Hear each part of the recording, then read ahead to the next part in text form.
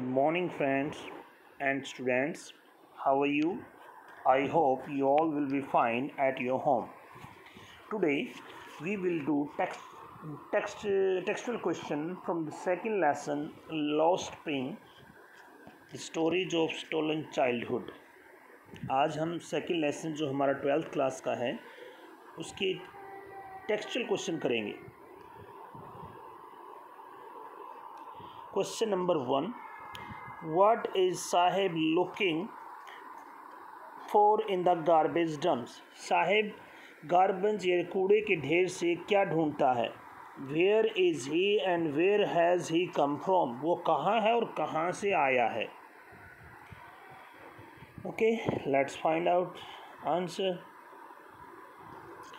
Sahib is a rag picker. Sahib एक कूड़ा बीनने वाला है, यानी कूड़े में से चीज़ें ढूंढने वाला.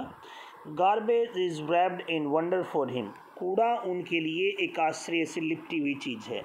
He is looking for gold in the garbage dumps. वो कूड़े के ढेर में सोने की खोज करता है. सोने का मतलब उनके लिए तो आजीविका कुछ पैसा एक वो भी वही सोना है. Sometimes he finds a rupee, even a 10 rupee note.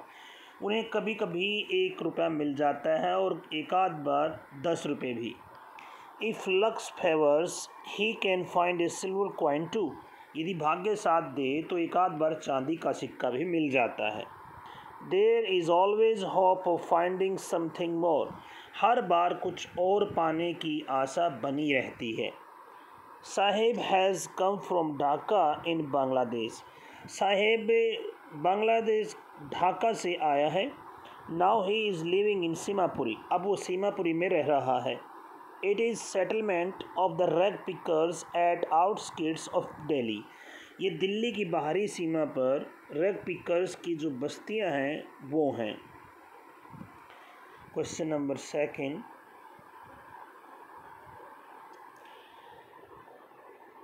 What explanation does the author offer the children not wearing footwear? लेखक क्या एक्सप्लेनेशंस देती है बच्चों के फुटवेयर यानी चप्पल वगैरह ना पहनने पर? क्या एक्सप्लेनेशन देती है? Let's find out. Travelling across the country, the author has seen poor children walking barefoot without shoes. ऐसे देश में घूमते हुए लेखक ने देखा है गरीब बच्चों को नंगे पैर बगैर चप्पल या जूतों के. वन एक्सप्लेनेशन इज़ दैट, एक एक्सप्लेनेशन तो ये है that it has become a tradition for them, कि उनके लिए एक परंपरा बन गई है टू स्टे बेयरफुट, ऐसे नंगे पैर रहना. एक तो ये है भाई इसलिए नहीं पहनते क्योंकि इनकी परंपरा है. But the author doubts it, लेकिन ऑथर को इस बात पर संदेह है. The lack of money is the most valid explanation. पैसे की कमी सबसे ज़्यादा एक सही एक्सप्लेनेशन है. Children like Sahib can't afford shoes. Sahib जैसे बच्चे जूते अफोर्ड नहीं कर सकते. When Sahib gets a pair of shoes he does wear them. जब साहिब जैसे बच्चे एक जोड़ी जूते प्राप्त करता है साहिब, तो वो जूते पहनता है. तो ऐसा नहीं कि भाई वो ऑथर के अनुसार पैसे की कमी रीज़न है. नेक्स्ट क्वेश्चन है, is Sahib happy working at the tea stall? Explain कीजिए कि क्या साहिब टी स्टॉल पर काम करके खुश हैं?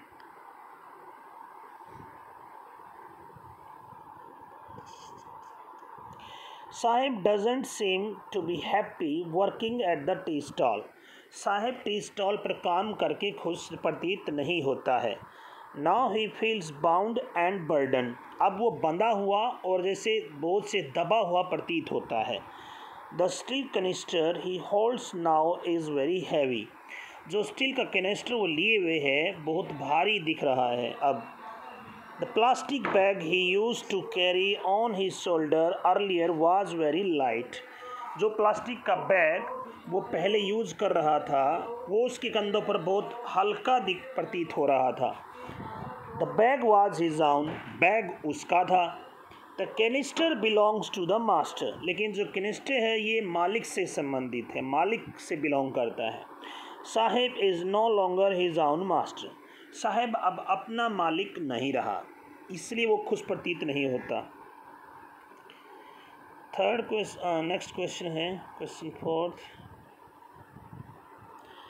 What makes the city of Firozabad famous? क्या चीज़ फिरोज़ाबाद शहर को फेमस बनाती है?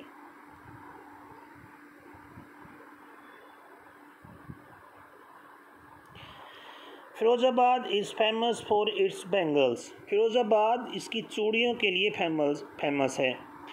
Every other family in Firozabad is engaged in making bangles. Firozabad का हर दूसरा परिवार चूड़ी बनाने में एंगेज है, यानी व्यस्त है, लगा हुआ है। It is the centre of India glass blowing industry. ये भारत की शीशे की जो भट्टी के रूप में, इस ग्लास ब्लोइंग इंडस्ट्री के रूप में भारत का एक सेंटर है। Families have spent generations making bangles for all the women in India. Families यानी परिवारों ने यहाँ पीढ़ियाँ बिता दी भारत की औरतों के लिए चूड़ियाँ बनाने में। Okay, question number 5।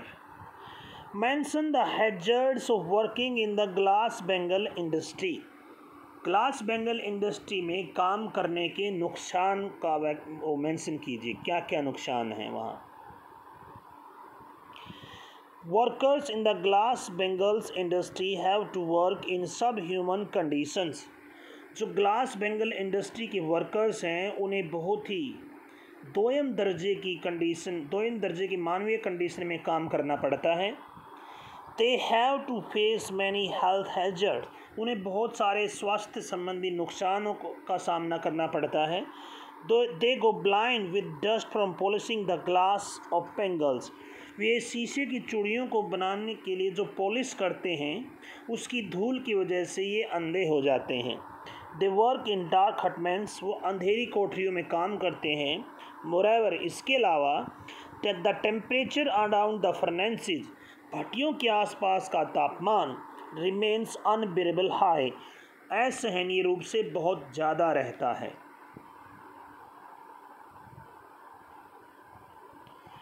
Next question है last. How is Mukesh attitude to his situation different from that of his family? Mukesh का दृष्टिकोण स्थिति के प्रति अपनी स्थिति के प्रति अपने परिवार से अलग कैसे है?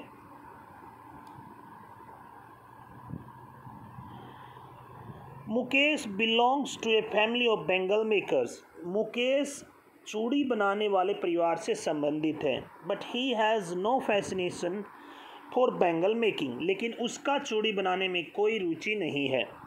He insist on being his own master. वो खुद का मालिक बनने को जिद करता है। He wants to become a motor mechanic. वो एक मोटर मैकेनिक बनना चाहता है। He wants to go to garage. वो गैरेज जाना चाहता है। And get the required training for the job. और जो भी इस जॉब के लिए ज़रूरी ट्रेनिंग होगी वो प्राप्त करना चाहता है। इस प्रकार उसका दृष्टिकोण उससे अलग है, इससे उसकी फैमिली से। That's the textual question from second lesson Lost Spring. Okay, I hope आपको वीडियो अच्छी लगी होगी और क्वेश्चन समझ में आए होंगे। अगर आपको ऐसा लगता है तो आप वीडियो को लाइक करो, चैनल सब्सक्राइब करो। वीडियो को अगर दोबारा देखने से ज़रूरत है तो दोबारा देखो। Okay, bye, take care, have a nice day.